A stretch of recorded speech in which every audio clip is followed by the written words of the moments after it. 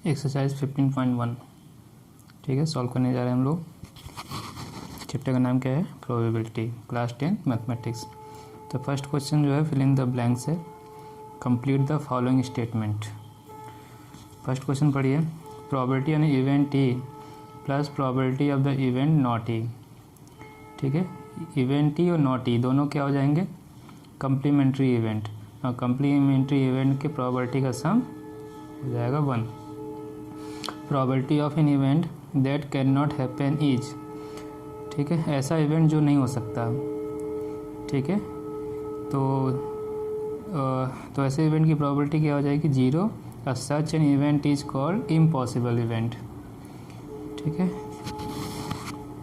क्या लिखेंगे यहाँ पे आप? Impossible event. Probability of an event that is certain to happen. ऐसा इवेंट जिसके होने की जो पॉसिबिलिटी है वो 100% है, उसको होना ही होना है।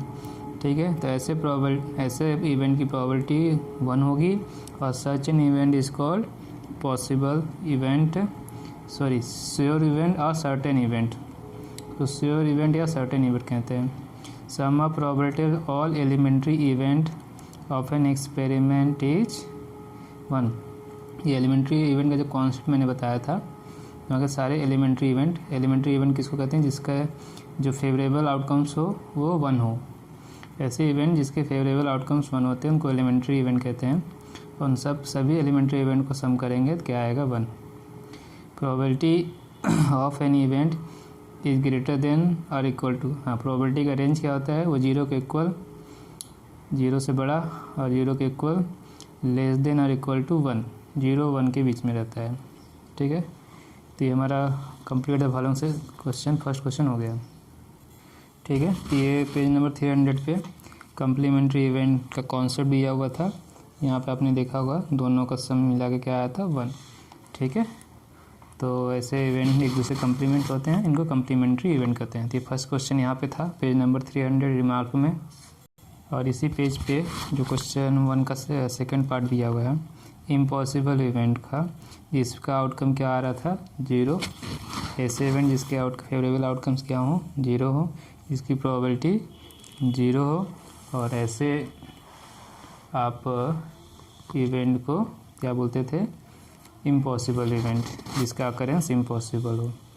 फिर आपका क्वेश्चन 1 का थर्ड पार्ट क्या था? श्योर इवेंट का। ऐसे इवेंट जिसका फेवरेबल आउटकम जो है टोटल पॉसिबल आउटकम्स के इक्वल हो।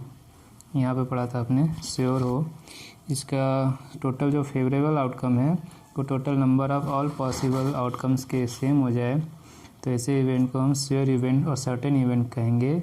और इनकी प्रोबेबिलिटी क्या आएगी? 1। इनका अकरेंस 100% होगा। तो ये तीनों समझ में आ गया होगा। आते हैं एलिमेंट्री इवेंट पे। ठीक है, रेंज भी देख लीजिए।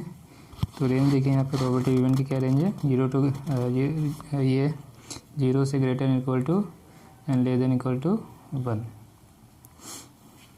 यहाँ पे देखिए दिमाग में एलिमेंट्री इवेंट है एग्जाम्पल 1 और 2 में, क्योंकि इनके आउटकम्स 1 थे।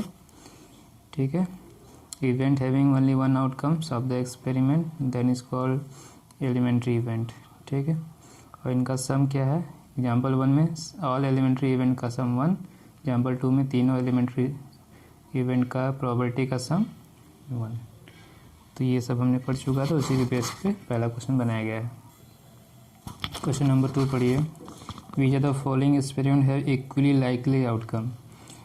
तो जब ये हमने कॉन्सेप्ट, जो हमारा टॉपिक था, पहला टॉपिक इंट्रोडक्शन, दूसरा टॉपिक प्रोबेबिलिटी और थ्योरेटिकल अप्रोच, तो वहाँ पे पहला कॉन्सेप्ट इक्वली लाइकली आउटकम्स का ही हमने पढ़ा था। तो इक्वली लाइकली आउटकम क्या होते हैं? जब किसी एक्सपेरिमेंट में ये सारे आउटकम्स की सेम चांसेस होते हैं अकरेंस के, सबकी प्रोबेबिलिटी सेम हो, इक्वल हो, तब ऐसे आउटकम को इक्वली लाइकली कहा जाता है। किसी का कम किसी का ज़्यादा नहीं होना चाहिए। ठीक है, तो देखिए driver attempts to start a car, the car start और डज नॉट स्टार्ट। तो एक कार को स्टार्ट किया जा रहा है, हमारा इवेंट है, कार स्टार्ट हो रहा है और नहीं स्टार्ट हो रहा है। तो क्या ये आउटकम्स इक्वली लाइकली है? Next, player attempts to shoot a basketball. She shoot or miss the shoot. Sorry, she shoots or miss the shot.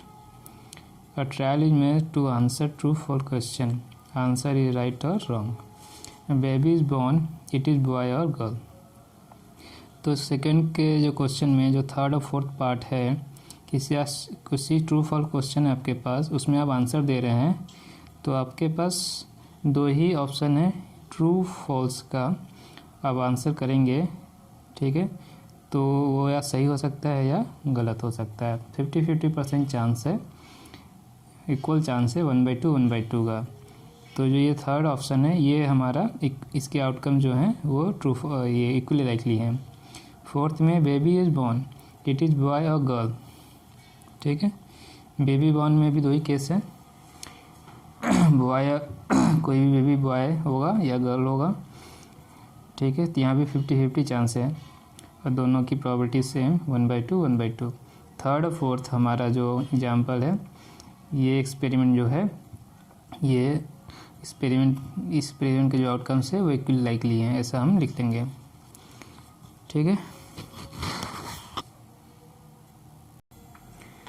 और फर्स्ट और थर्ड सेकंड में देखिए, आप जब कार को स्टार्ट करने जा रहे हैं, ठीक है, तो यदि कार स्टार्ट हो रही है और नहीं हो रही है तो दोनों का इक्वल चांस नहीं है।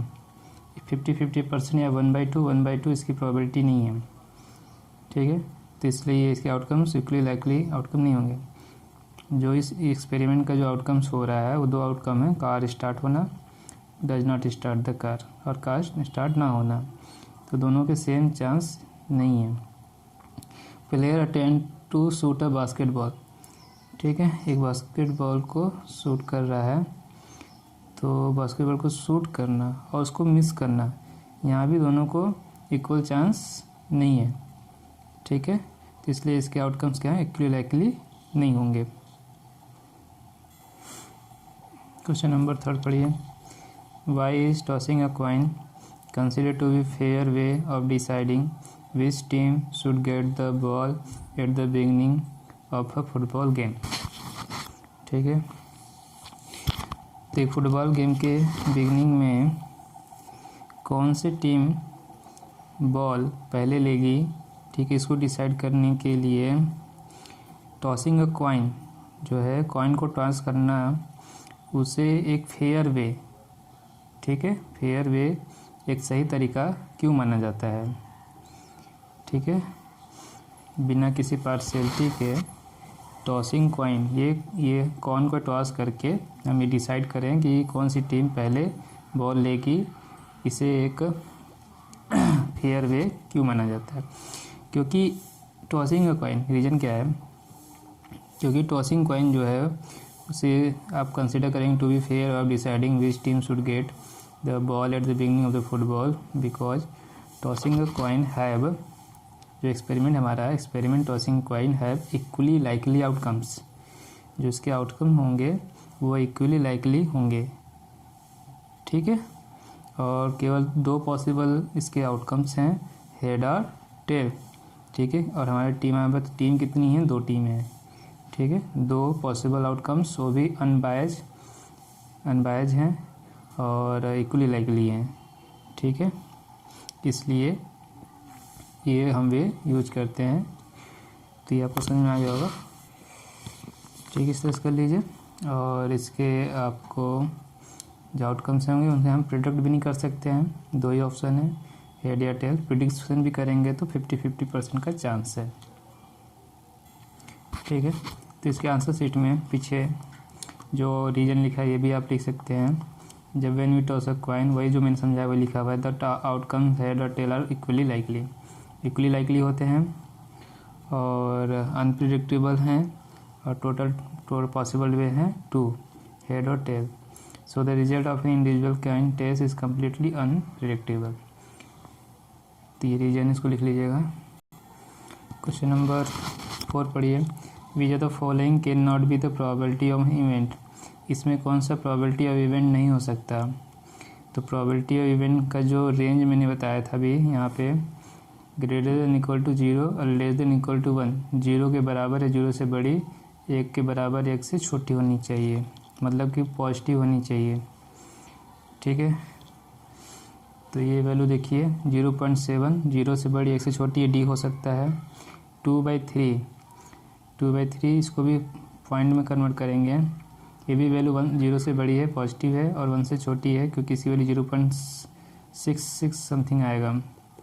ठीक है, this value also possible, 0.7 possible. 50% को आप फ्रैक्शन में या पॉइंट में कन्वर्ट करेंगे तो 0.15 आएगा। तो 0 से बड़ी, 1 से छोटी, this value is also possible.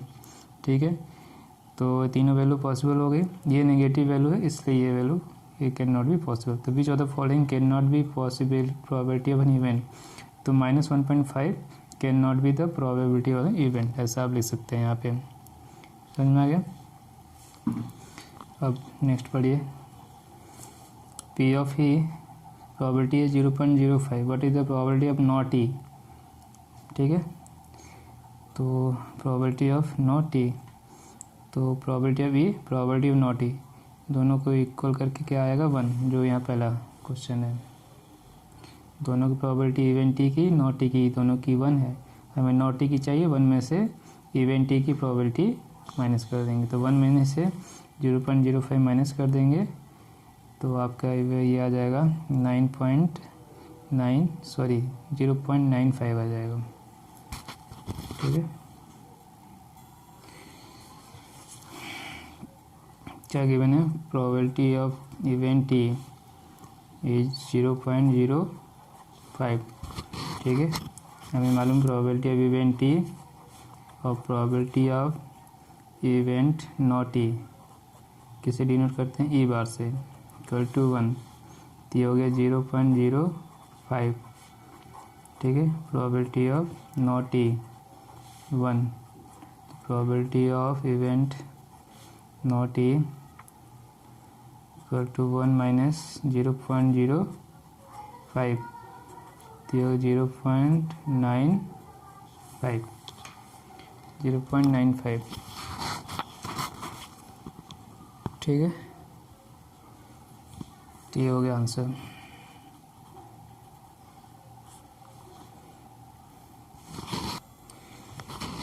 Question number 6 पढ़िए, a bag contain lemon flavoured candy only, Malini take out 1 candy without looking into the bag. What is the probability that she takes out orange flavor candy, and second part is lemon flavored candy. एक bag में केवल lemon flavour candy है। ठीक है, मालिनी ने take out 1 candy without looking into the bag, बिना bag में देखे उसने एक कैंडी निकाला, तो प्रोबेबिलिटी किसकी फाइंड करनी चाहिए। पहला पार्ट ऑरेंज फ्लेवर कैंडी होनी चाहिए, तो ऑरेंज फ्लेवर कैंडी इसमें है नहीं है, तो ये इम्पॉसिबल इवेंट है, इसका आउटकम्स फेवरेबल आउटकम 0 होगा और इसकी प्रोबेबिलिटी 0। लेमन फ्लेवर कैंडी, तो इसमें सारे जो लेमन फ्लेवर्ड ही हैं, इसका फेवरेबल आउटकम्स इस इवेंट का वो क्या होगा, जो भी पॉसिबल आउटकम्स हैं इसके उसके इक्वल ही होंगे। ये श्योर इवेंट है, सर्टेन इवेंट है, इसके होने के जो ऑकरेंस है वो 100% है, तो इसकी प्रोबेबिलिटी 1 हो जाएगी। ठीक है, तो जो भी स्टेटमेंट मैंने बोला है वही लिखना है आपको। तो समझ में आ गया क्यों ये 0 हो रहा है, क्यों ये 1 हो रहा है। ठीक है, जो पॉसिबल इवेंट, इम्पॉसिबल इवेंट का जो रीजन है वो लिखना है यहाँ पे, और यहाँ पे जो यहाँ पे जो श्योर इवेंट और सर्टेन इवेंट का जो रीजन है वो लिखना है। ठीक है, एक बार और रिपीट कर दे रहे हैं, आपको ये लिखना है। ठीक है, तो इवेंट क्या हमारा ऑरेंज फ्लेवर कैंडी, तो इसका जो favourable outcomes is 0, because there is no orange flavour candy, there is only lemon flavour candy, और total possible outcomes is all lemon flavour candy. ठीक है, तो favourable outcome is 0, so this is a impossible event, so its probability is 0। Next, second part, lemon flavored candy. The event is lemon flavored candy. Its favorable outcomes is the all equal to the same all possible outcomes.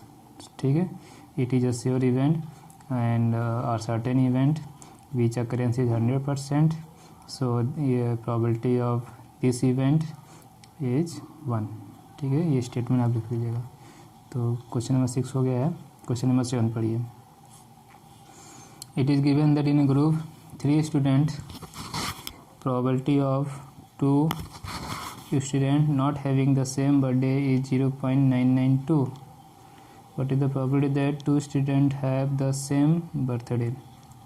3 student के group में 2 student का जो है same birthday, same birthday, ठीक है, equal जो birthday है इनका जन्मदिन है, उस ना होने का जो प्रोबेबिलिटी है 0.992 है. ठीक है, तो what is probability that 2 student have the same birthday. तो दो स्टूडेंट का सेम बर्थडे होने का क्या प्रोबेबिलिटी है. तो ये दोनों इवेंट जो हैं not having the same birthday and having the same birthday दोनों कम्प्लीमेंट्री इवेंट हो गए. ठीक, तब एक को ई मानेंगे तो दूसरा अपने आप क्या हो जाएगा, नॉट ई. एक को इवेंट ई यदि आप कंसिडर करते हैं तो दूसरा इवेंट हो जाएगा नॉट ई. ठीक है, तो 1 में से इसको, दोनों का सम 1 होगा, 1 में से इसको माइनस कर देंगे, तो 1 से इसको माइनस करेंगे तो आ जाएगा 0.008. ठीक है, तो क्वेश्चन जो गिवन है इवेंट ही आप मान लीजिए. ठीक है, इसको क्या मान लें हम, क्या गिवन है, student not having the same birthday. ठीक है, तो इसको इवेंट हमने ई मान लिया है. Student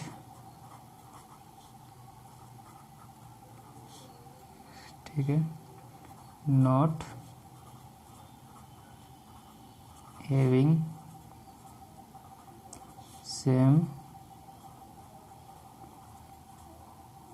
birthday.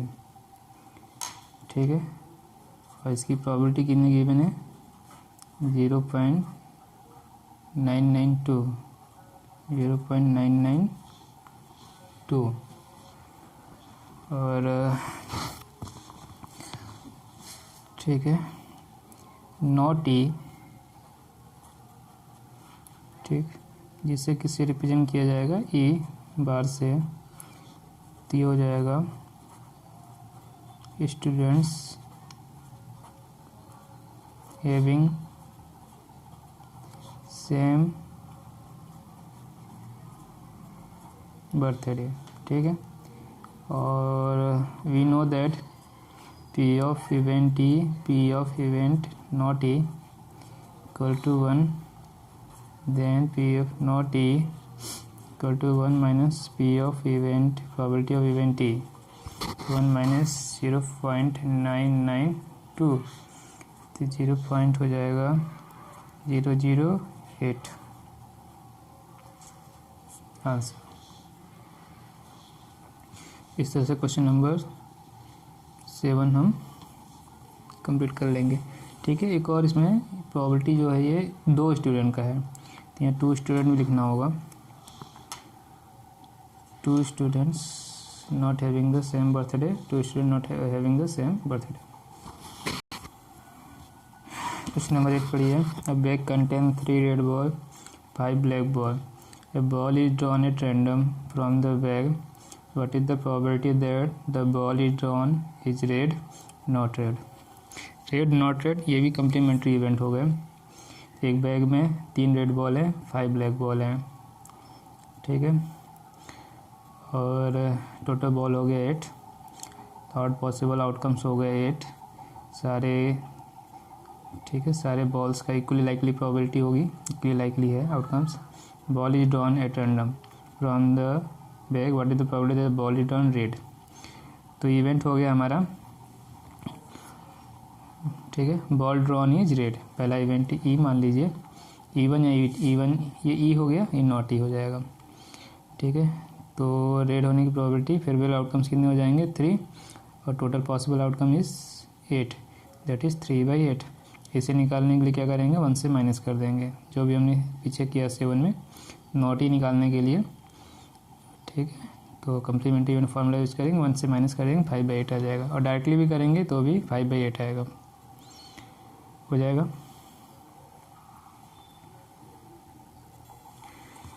तो क्वेश्चन नंबर 8 कैसे आप सॉल्व करेंगे, ठीक है। टोटल पॉसिबल आउटकम्स, ये कितना है, 3 + 5 8, ठीक है। बॉल, अब आते हैं इवेंट, इसको ही मानते हैं, लेट ई बी इवेंट, ठीक है। एक इवेंट मानते हैं ऑफ गेटिंग रेड बॉल, हो गया।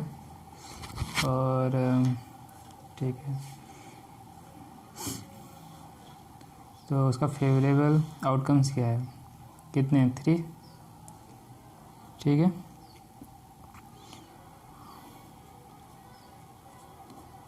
Favourable outcomes related to event E, favourable outcomes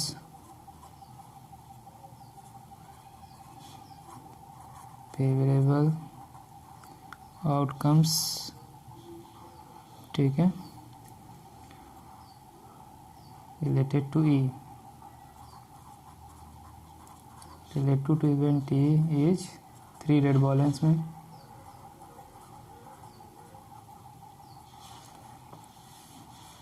तो प्रोबेबिलिटी फॉर्मूला लिखना चाहिए, आप लिख सकते हैं outcomes favourable to event E divide by जो फॉर्मूला है इसमें टोटल पॉसिबल आउटकम्स, ठीक है, ऑल पॉसिबल आउटकम्स। तो ये हो गया आपका 3/8, फर्स्ट पार्ट हो गया ये